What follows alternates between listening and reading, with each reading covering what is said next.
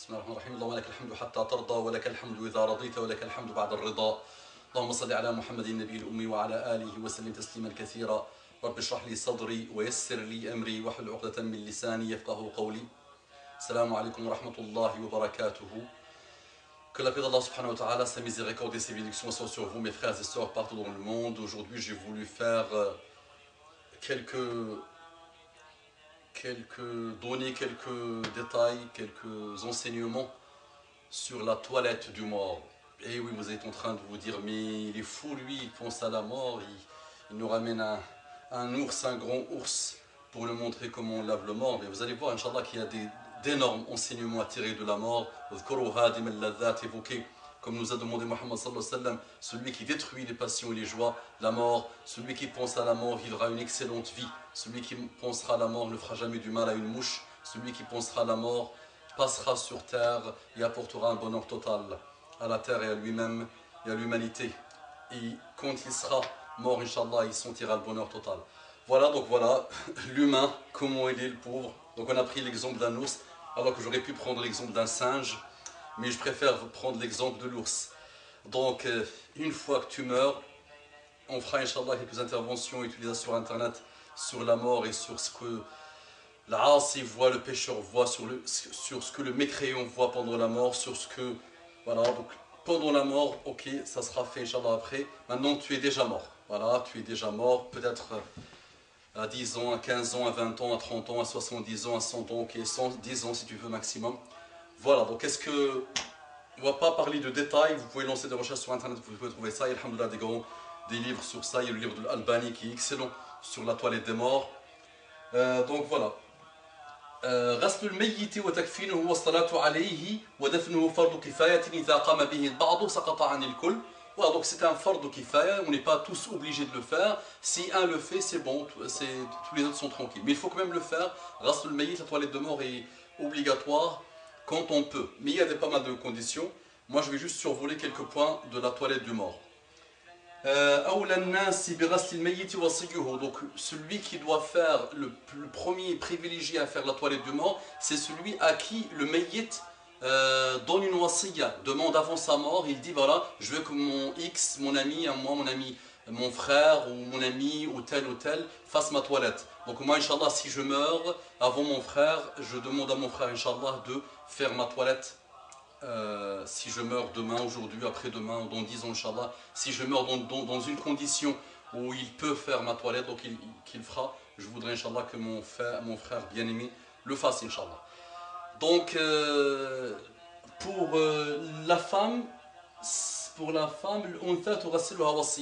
femme aussi peut dire c'est telle copine ou telle amie ou ma maman ou ma soeur qui peut faire ma toilette. Donc après, soit si elle ne le fait pas, donc ce sera soit sa maman, soit sa fille, soit quelqu'un de proche, soit quelqu'un d'autre. Voilà, donc on priorise quand même la maman si elle peut le faire, ou la fille, ou la soeur, ou le plus proche, après, donc pour l'homme, ça peut être son père, ou ça peut être quelqu'un le plus proche aussi. Les zawjay yurasil zawjatuhu, donc le mari peut, idéalement aussi, doit idéalement faire la toilette de sa femme.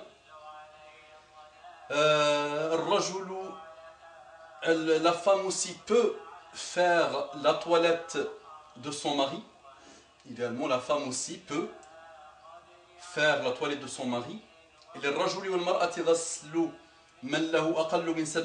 Donc l'homme ou la femme peuvent faire la toilette de celui ou de celle qui est mort avant l'âge de 7 ans. Pas de différence et vous allez comprendre pourquoi. Donc l'homme ou la femme peuvent faire la toilette d'un garçon, d'une fille qui sont morts avant l'âge de 7 ans. Si إذا مات رجل بين نساء أو امرأة بين رجلين فلا يغسل بل ييمم.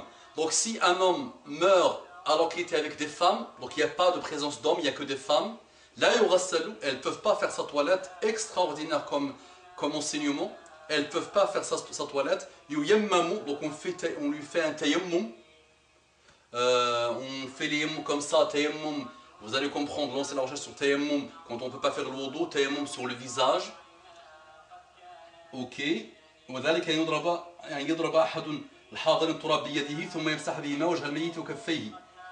Donc quelqu'un prend de turab, de l'argile, touche un peu l'argile, fait comme ça sur le visage de celui qui est mort. Donc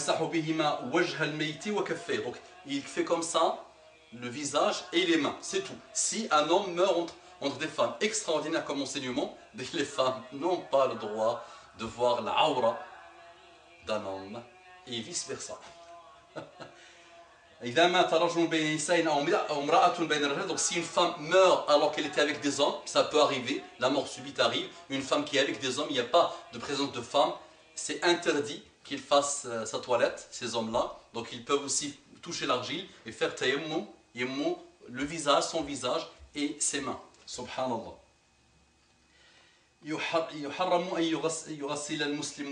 Ok, donc ça c'est pas le détail qui m'intéresse dans cette histoire.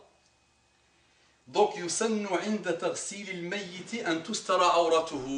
voilà comment tu étais en vie, tu te laisses les gens voir ta aura, tes parties intimes à n'importe quel moment, tu es nu partout, tout ça. Regarde quand tu es mort, il faut absolument que celui qui fait ta toilette te couvre et qu'il ne voit pas ta aura. Masha'Allah. Donc il ne faut pas qu'il voit tes parties intimes. Après, il faut qu'il le fasse dans un coin isolé, parce que parfois le mort est dans une situation difficile, donc il est idéal, il est conseillé qu'une seule personne se met avec le mort pour faire sa toilette. Donc il lui fait comme ça, voilà, il fait comme ça pour sortir soit l'urine s'il reste, soit le reste des selles, on va dire le caca, allez, il va faire comme ça plusieurs fois, d'accord? Ok, et après il prend de l'eau, il fait couler l'eau au maximum pour nettoyer tout ce qui va sortir. Subhanallah. Donc il met soit des gants, soit une kharqa, un torchon, d'accord, et il fait entrer sa main avec ses gants, avec une kharqa à l'intérieur, il sort tout ce qui est sel, tout ce qui est chose mauvaise qui sort du mort. Donc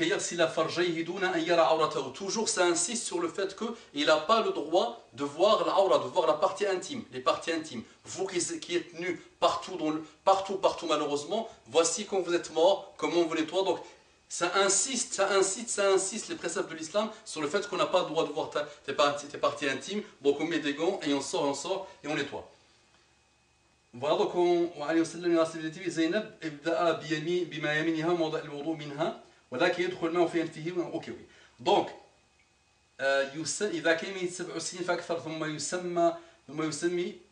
Ok, donc on fait après la toilette, on continue la toilette de mort en faisant une sorte de wudu, c'est comme le wudu, la toilette de mort. Donc ce qui m'intéresse dans ça, on n'entre pas dans les détails de Tarsil Meyyit, ce qui m'intéressait c'est d'attirer l'attention sur cette notion de aura, alors que quand on est en vie, on la monte partout. Ok. Yustahabbu, ok, yughassala bira, ok. Sar, ok. Ok, donc on peut aller dans les rassalat, on nettoie plusieurs fois, donc le maximum qu'on peut faire c'est 7 fois, donc on nettoie. Ok.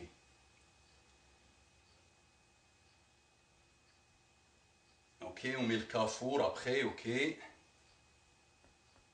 Tawsiyat, des conseils. Donc, yustahabbu an yughassal mayyit bima barid, ok. Ok, yustahabbu, ok.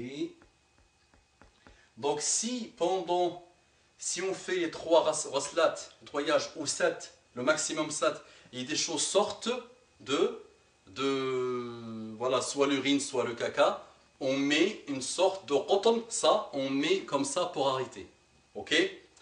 Voici le mort comment il est, voici toi qui croyais que tu étais le nombril de l'univers, voici les préceptes de l'islam dans le respect du corps de l'homme quand il est en vie, il doit respecter son corps et quand il est mort, regardez comment ça insiste. Lancez des recherches sur internet, vous allez voir que l'intimité, l'aura de l'homme ou de la femme sont extraordinairement sacrés, qu'il ne faut pas trop jouer avec ça.